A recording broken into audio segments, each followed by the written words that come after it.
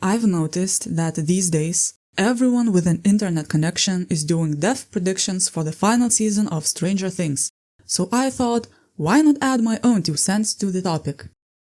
Without further ado, let's go!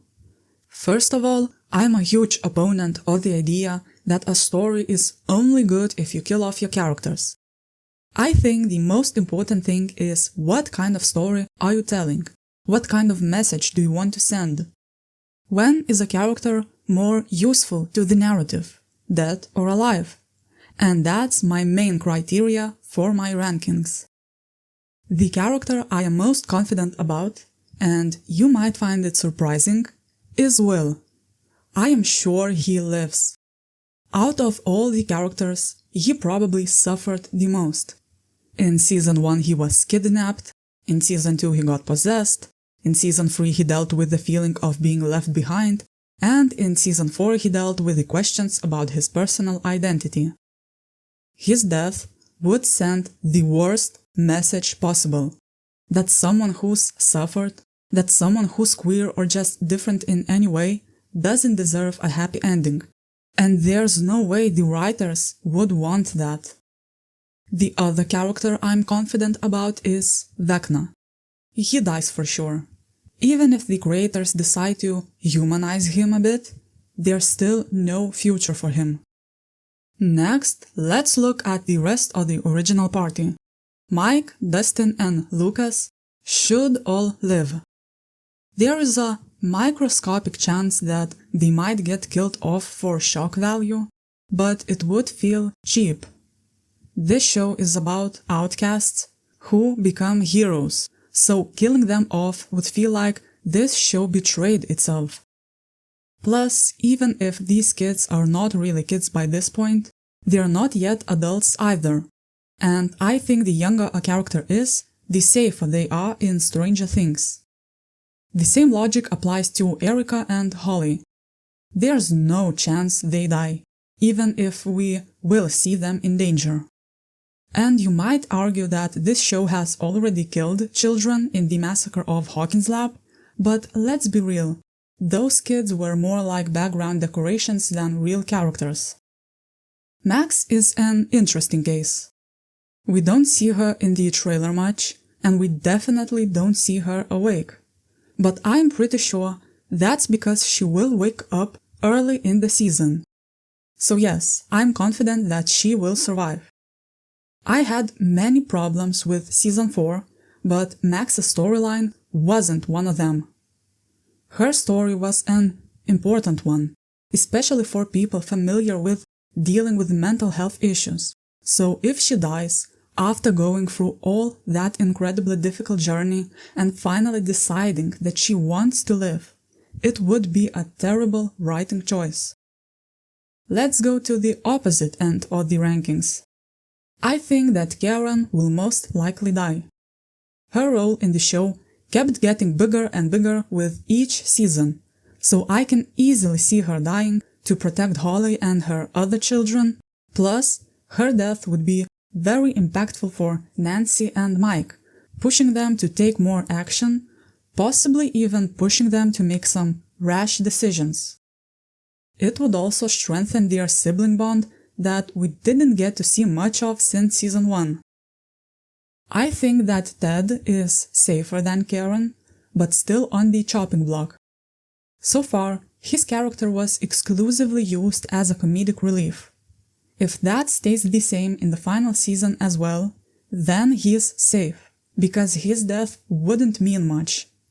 But if the creators start giving him even the tiniest bit of development, then he's definitely in danger. I don't think that both parents in the Wheeler family will be killed off, but I am confident that at least one of them has to die. Another character who's, in my opinion, is on the chopping block is Murray. The thing is that I don't think his death would do much narratively, but he's a pretty expendable character while still being one of the bigger characters in the show. I could see him dying just to lull the audience into a false sense of security before giving us an actually meaningful and emotional death. While I'm still on the topic of adults, let's look at Joyce and Hopper. With Joyce, I think she is relatively safe. I could see her dying to protect one of the kids, perhaps even someone like Eleven, but I think she'll survive mostly because of Will. I'm very confident that Will get a happy ending, and that includes not losing his family. Hopper is a much more difficult case. I seriously considered putting him on the chopping block, but in the end I decided that it would make more sense if he lives. First of all, it would be repetitive to show Joyce finding happiness with someone before killing them off. If there was another season after season 5, that would totally be a possibility. But since there's no time to explore the fallout, then Hopper dying would be nothing but repetitive. The more important argument is Hopper's own journey. He's clearly still carrying a lot of guilt about his daughter and other things, so killing him would be lazy writing.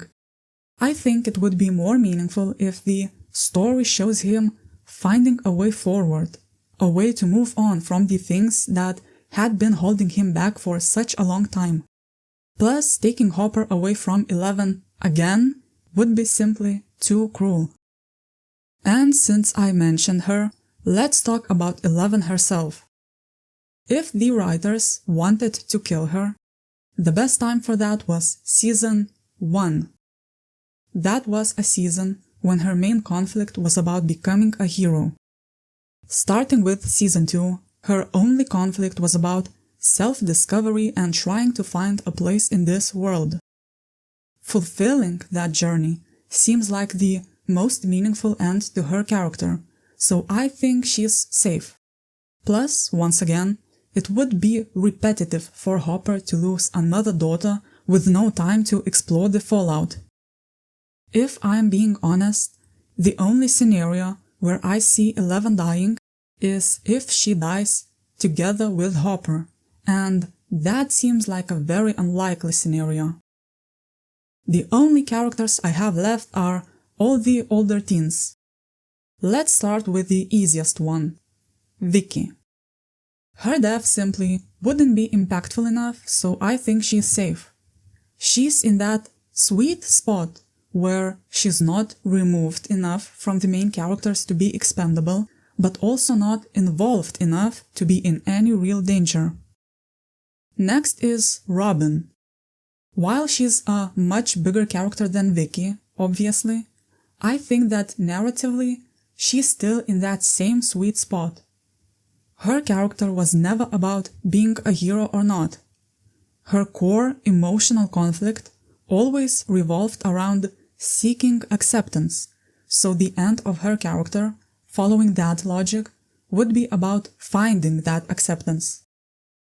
The final 3 cases, Nancy, Jonathan, and Steve, were the most difficult for me.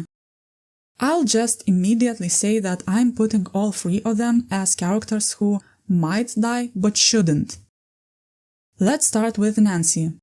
She's the only one I considered putting higher on the list, on the chopping block. We know she's carrying a lot of guilt about Barbara to this day, plus Nancy is a pretty combative person who's always proactive and easily jumps into danger. Unlike all the other characters, who would probably die protecting others, I could see Nancy dying while fighting to kill Vecna and get justice for the pain he'd caused. However, the more meaningful resolution, in my opinion, would be to show her finally find some inner peace after the battle is won. For Jonathan, I applied the same logic as I did for Joyce. Jonathan is important to Will. There is no happy ending for Will without Jonathan. Plus, let's not forget that the creators, for some stupid reason, decided to forcefully bring back the whole love triangle situation.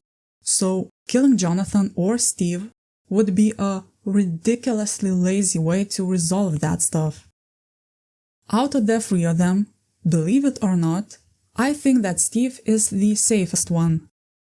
He's a fan favorite, sure. He is also one of my personal favorites.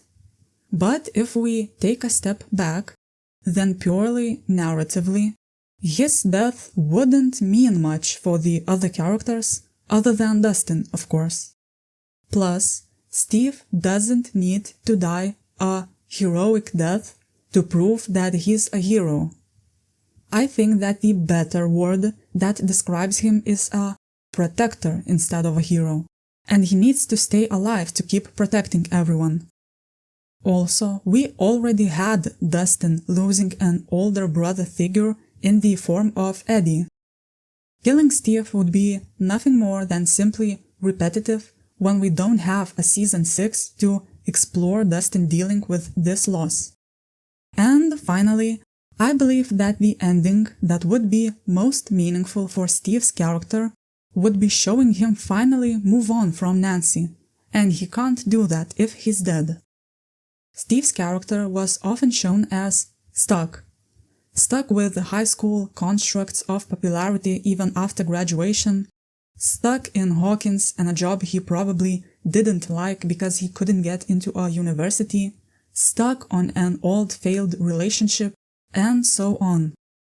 Narratively, it would be meaningful to show Steve finally let go of the past and move on from being so stuck. So that's my final list. I know it looks optimistic, but I don't think that Stranger Things is a pessimistic show.